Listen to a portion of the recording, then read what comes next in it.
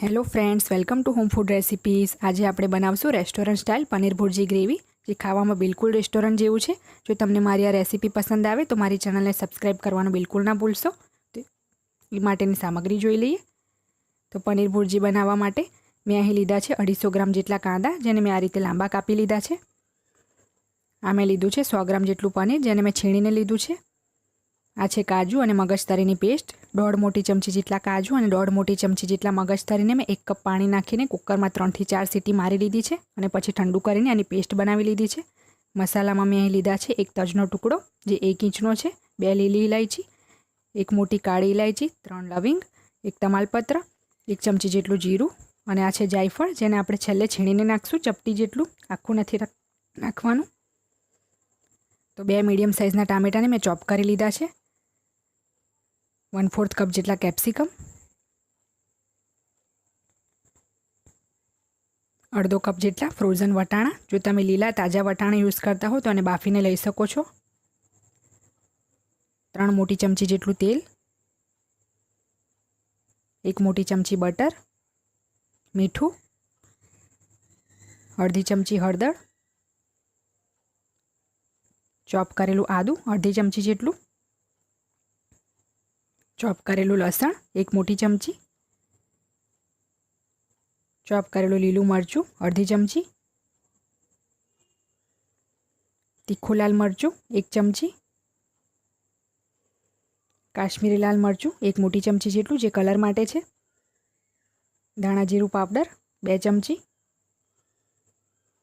Kitchen king મસાલો 1 ચમચી અને ઝીણા સમારેલા લીલા ધાણા 2 મોટી ચમચી જેટલા. તો સૌપ્રથમ આપણે ગ્રેવી બનાવી લઈશું. તો એ માટે મેં એક પેન ગરમ કરવા મૂકી દીધું છે. એમાં 2 ચમચી જેટલું તેલ નાખશું. જેવું તેલ ગરમ થાય એટલે એમાં 1 ચમચી જેટલું જીરું નાખશું. બાકીના મસાલા આપણે અત્યારે નથી એડ કરવાના. તો 1 તજનો ટુકડો નાખી દઈશું અંદર. હવે આને સારી રીતે સાંતળી લેવાનું છે.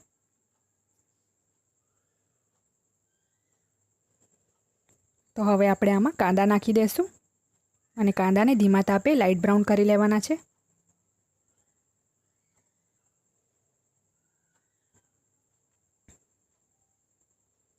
તો તમે જોઈ શકો છો કાંદા આપણા લાઇટ બ્રાઉન થઈ ગયા છે. તો હવે આપણે આને એક બાઉલમાં કાઢી લેશું. તો આને ઠંડુ કરીને આપણે મિક્સીમાં પીસી લેવાનું છે. તો આ કાંદાને મેં ઠંડા કરીને એમાં 1/4 કપ જેટલું પાણી નાખીને એને પીસી લીધું છે. તજના ટુકડાની સાથે જ એને પીસ્યું છે અને મેં સેમ પેન ગરમ કરવા મૂકી દીધું છે. તો હવે આપણે આમાં 3 મોટી ચમચી જેટલું તેલ નાખશું, 1 મોટી ચમચી જેટલું બટર નાખશું અને બટરને આપણે મેલ્ટ થવા દેશું.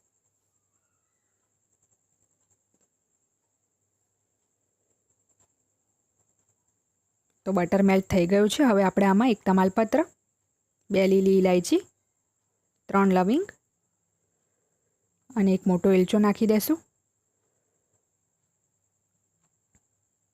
હવે આપણે આમાં ચોપ કરેલું આદું નાખશું, જે અડધી ચમચી જેટલું છે.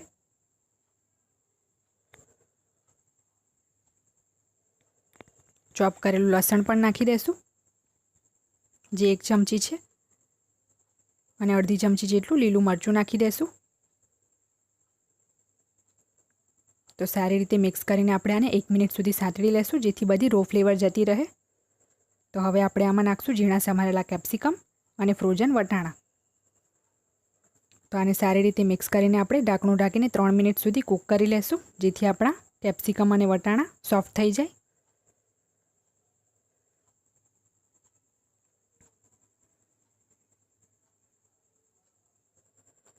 તો 3 મિનિટ થઈ ગઈ છે. આપણા કેપ્સિકમ અને વટાણા થોડાક સોફ્ટ થઈ ગયા છે. તો હવે આપણે આમાં ઝીણા સમારેલા ટામેટાં નાખી દઈશું અને સારી રીતે મિક્સ કરીને પૂરી 5 થી 7 મિનિટ સુધી વેજીટેબલ સોફ્ટ થાય ત્યાં સુધી આપણે કૂક કરીશું. તો 5 મિનિટ થઈ ગઈ છે. આપણા વેજીટેબલ્સ પણ સારી રીતે કૂક થઈ ગયા છે. તો આને સારી રીતે મિક્સ કરી લેશું અને હવે આપણે જે કાંદાની પેસ્ટ બનાવીને રાખી હતી એ આમાં નાખી દઈશું. મેં આને પીસતી વખતે 1/4 કપ જેટલું પાણી નાખ્યું હતું, કારણ કે અમને પીસવામાં પ્રોબ્લેમ થતી હતી. તો આને સારી રીતે મિક્સ કરી લેશું.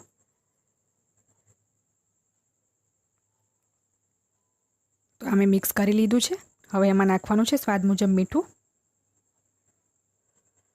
ધ્યાન રાખજો કે બટરમાં પણ મીઠું હોય છે, તો પહેલેથી ઓછું જ નાખો, પછી તમે ચાખીને વધતું ઓછું કરી શકો છો. હળદર પણ નાખી દેશું. ધાણા જીરું પાવડર,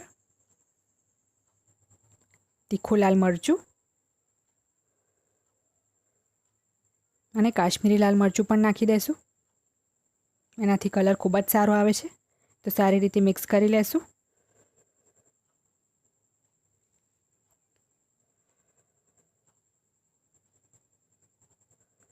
તો હવે આપણે આમાં અડધો કપ જેટલું પાણી નાખશું, કારણ કે આપણે આને 5 થી 7 મિનિટ સુધી, એટલે કે ઓઇલ રિલીઝ થાય ત્યાં સુધી ઢાંકીને કૂક કરવાનું છે. તો અડધો કપ જેટલું પાણી મેં નાખી દીધું છે. તો હવે આને આપણે 5 થી 7 મિનિટ ઢાંકણું ઢાંકીને કૂક થવા દેશું.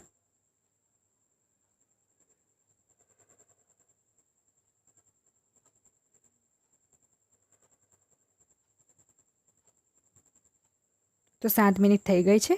તમે જોઈ શકો છો કે બધું જ તેલ ઉપર આવી ગયું છે. તો એકવાર મિક્સ કરી લેશું. અને હવે આપણે આમાં જે કાજુ અને મગજતરીની પેસ્ટ બનાવી હશે એ નાખી દેશું. એનાથી આપણી સબ્જી એકદમ રેસ્ટોરન્ટ સ્ટાઇલ બનશે અને સબ્જીનો ટેસ્ટ પણ ખૂબ જ સારો આવશે. તો તમે આ પ્રોસેસને સ્કીપ ના કરતા. તો સારી રીતે એકવાર મિક્સ કરી લેશું. તમે ચાહો તો આ સબ્જીમાં 2 ચમચી જેટલી ક્રીમ પણ નાખી શકો છો. એનાથી પણ સબ્જીનો ટેસ્ટ ખૂબ જ સારો આવશે. તો હવે જે છીણેલું પનીર હતું એ પણ આપણે આમાં નાખી દઈશું. મેં 100 ગ્રામ જેટલું પનીર લીધું છે. તો સારી રીતે મિક્સ કરી લેશું.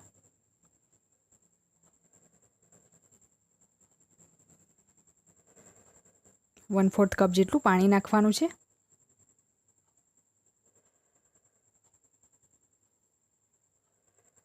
અને હવે છેલ્લે આપણે આમાં નાખશું 1 ચમચી જેટલો કિચન કિંગ મસાલો. તો હું 1 ચમચી જેટલો નાખું છું. તો હવે આને આપણે ઢાંકીને 2 થી 3 મિનિટ માટે કૂક કરીશું.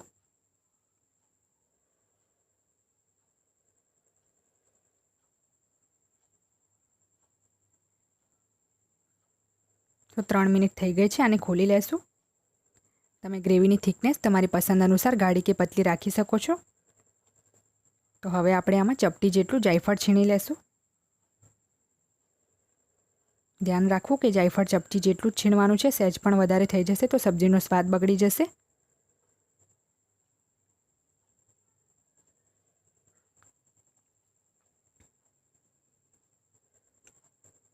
એક વખત મિક્સ કરી લેશું. અને હવે એમાં ઝીણા સમારેલા લીલા ધાણા નાખી દેશું.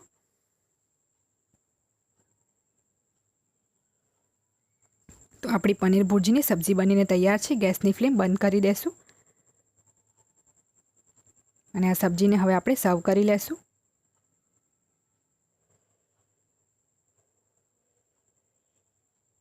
જો તમે આ રેસીપીને ટ્રાય કરીને સબ્જી બનાવશો તો એ બિલકુલ રેસ્ટોરન્ટ જેવી બનશે. તો આ સબ્જી મેં કાઢી લીધી છે. આ હમણાં ખૂબ જ ગરમ છે. તો ગાર્નિશ માટે આપણે એના ઉપર નાખશું થોડાક ફ્રોઝન વટાણા,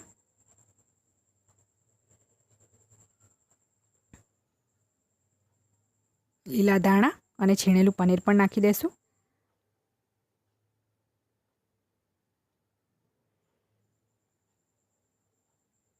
તો ફ્રેન્ડ્સ, રેડી છે આપણી પનીર ભુરજી ગ્રેવીની સબ્જી, જેને તમે રોટલી, પરાઠા, નાન, કુલચા કોઈની પણ સાથે ખાઈ શકો છો. એ ખૂબ જ ટેસ્ટી લાગશે.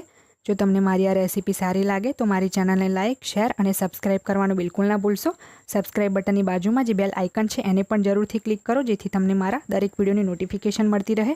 જો તમારે મારી આ રેસીપી હિન્દીમાં જોવી હોય તો એની લિંક મેં ડિસ્ક્રિપ્શન બોક્સમાં આપી દીધી છે. તો મળીએ નેક્સ્ટ વિડીયોમાં. ત્યાં સુધી આવજો.